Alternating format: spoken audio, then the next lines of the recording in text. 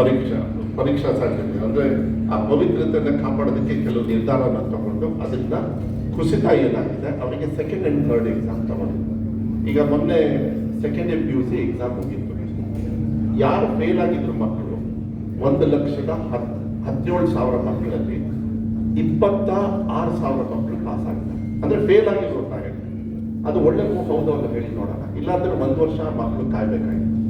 Plus ಇನ್ನ 100% ಯಾರು ಮಕ್ಕಳು ನಾನು ಇಲ್ಲ ಒಂದು 50% ತಗೊಂಡಿದ್ದೀನಿ, ಯಾವುದೋ ಒಂದು ಸಬ್ಜೆಕ್ಟಲ್ಲಿ ಒಂದು 70% ನನಗೆ ಬರಬೇಕಾಗಿತ್ತು, ಇಲ್ಲ ಇಂಜಿನಿಯರಿಂಗ್ ಹೋಗ್ಬೇಕು, ಬೇರೆ ಏನಾದ್ರು ಒಂದು, ಅವರಿಗೆ 100% ಮಕ್ಕಳು ಅದನ್ನ ಇನ್ನೂ ಚೆನ್ನಾಗಿ ಪರ್ಸೆಂಟೇಜ್ ತಗೊಂಡು ಈಗ SSLCಯಲ್ಲಿ ಹೆಚ್ಚು ಕಮ್ಮಿ ವ್ಯತ್ಯಾಸ ಆಗಿರ್ತಕ್ಕಂಥದ್ದನ್ನ ಟೀಚರ್ಸಿಗೆ ಸ್ಪೆಷಲ್ ಕ್ಲಾಸಸ್ ತಗೊಂಡು ಯಾರನ್ನ ನಾವು ಗ್ರೇಸ್ ಮಾರ್ಕ್ಸ್ ಮಾಡಿ ಕೊಟ್ಟು ಪಾಸ್ ಆಗಿದ್ದೀವಿ ಅವರಿಗೂ ಕೂಡ ಮನವಿ ಮಾಡ್ತಾ ಇದ್ದೀವಿ.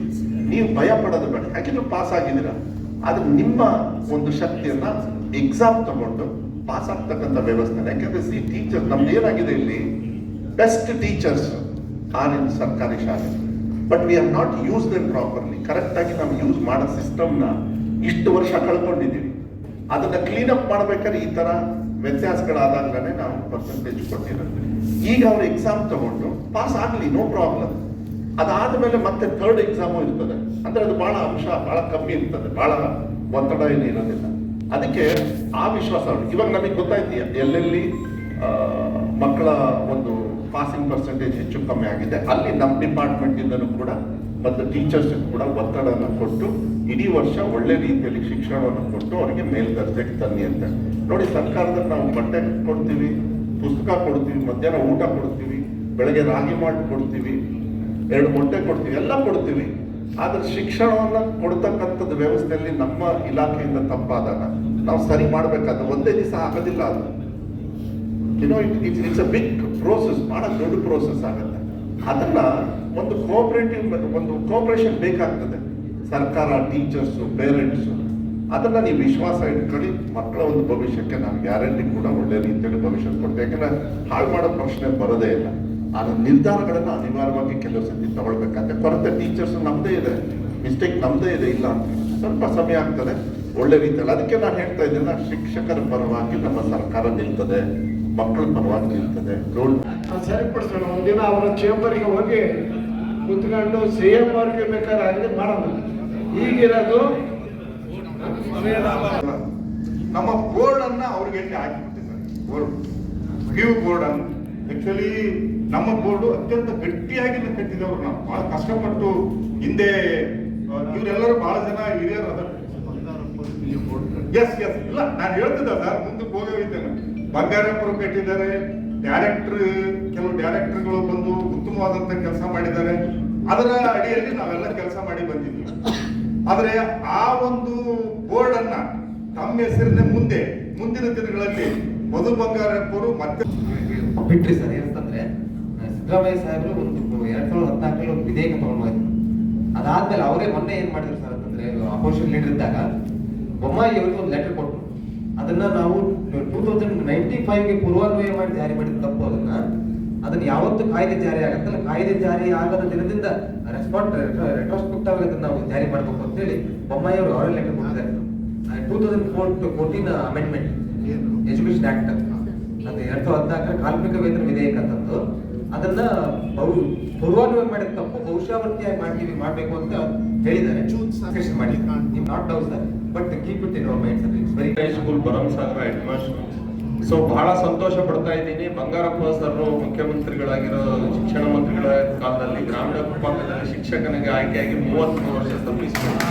ಇವೆಲ್ಲರಿಗೂ ನಿಂತ್ಕೊಳ್ಳೋಕೆ ನಾನು ಬಹಳ ಪುಣ್ಯ ಅಂತ ಭಾವಿಸ್ತಾ ಇದ್ದೀನಿ.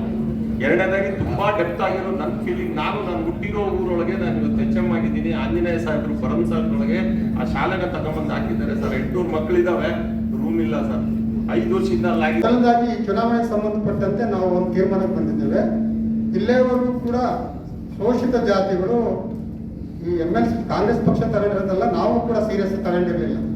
ಜಿಲ್ಲೆಯಲ್ಲಿ ಆಂಜನೇಯರವರ ನೇತೃತ್ವದಲ್ಲಿ ಎಲ್ಲ SC STಗಳ ಒಂದು ಗುಪ್ತ ಸಭೆಗಳನ್ನು ಮಾಡಿಸಿ, ಜಾತಿ ಜನಗಳಿಂದ ಸಭೆಗಳನ್ನು ಮಾಡಿಸಿ ನಾವು ಮತದಾನವನ್ನು ಮಾಡಲೇಬೇಕು, DT ಶ್ರೀನಿವಾಸ್ ನಾನು ಕಾಂಗ್ರೆಸ್ನ ಗೆಲ್ಲಿಸಬೇಕು, ಇಲ್ಲ ಅಂದ್ರೆ ಹೆಂಡತಿ ಮಕ್ಕಳನ್ನ ಯಾರು ಪ್ರೀತಿಸ್ತೀವೋ ಅವರು ಕಾಂಗ್ರೆಸ್ ಮಾಡಬೇಡಿ. ಮತವನ್ನು ಕೊಟ್ಟು ನಮ್ಗೆ ಆಶೀರ್ವಾದ ಮಾಡಿ ಅಂತ ಹೇಳ್ತಾರೆ.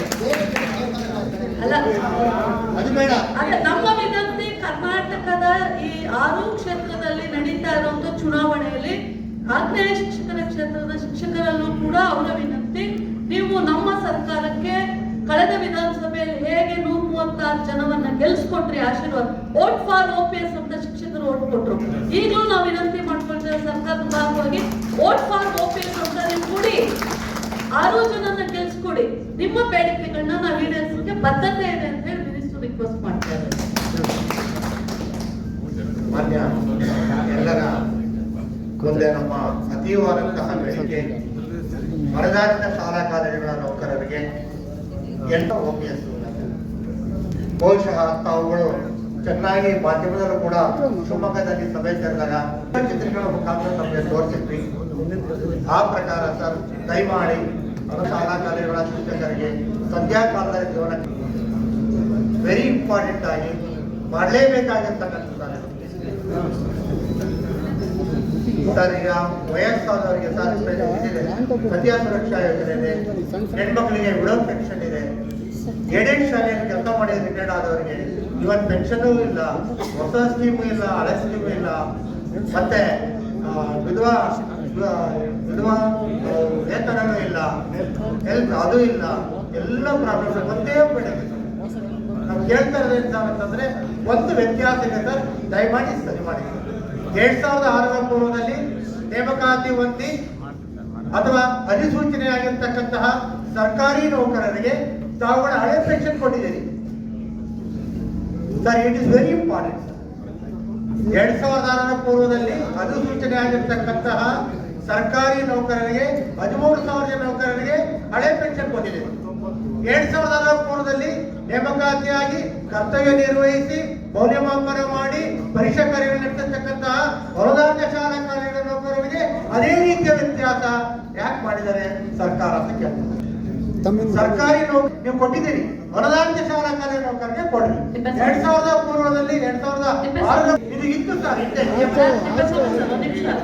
ಸರ್ ಈ ಸಂಖ್ಯೆ ತಿಪ್ಪೇಸ್ವಾಮಿ ಸರ್ ಕೇಳಿಸ್ಕೊಳ್ಳಿ, ಈ ಸಂಖ್ಯೆ ಇಡೀ ರಾಜ್ಯದಲ್ಲಿ ಕನಿಷ್ಠ 5,000 ರಿಂದ 6,000 ಜನ ಅಷ್ಟೇ ಇದ್ದಾರೆ ಸರ್. ಇವ್ರು ಹೇಳ್ತಾ ಇರುವಂತ ಸಮಸ್ಯೆ ಇಡೀ ರಾಜ್ಯದಲ್ಲಿ 5,000 ರಿಂದ 6,000 ಸಂಖ್ಯೆಯಲ್ಲಿ ಮಾತ್ರ ಇದ್ದಾರೆ ಸರ್. ಚುನಾವಣೆ ಆದ್ಮೇಲೆ ಒಂದ್ಸರಿ ಭೇಟಿ ಮಾಡಿ ಇದನ್ನ ಮನವಿಯನ್ನ ನಾವು ಕೂಡ ಮಂತ್ರಿಗಳಿಗೆ ಮಾಡಿದ್ದೇವೆ. ಅವರು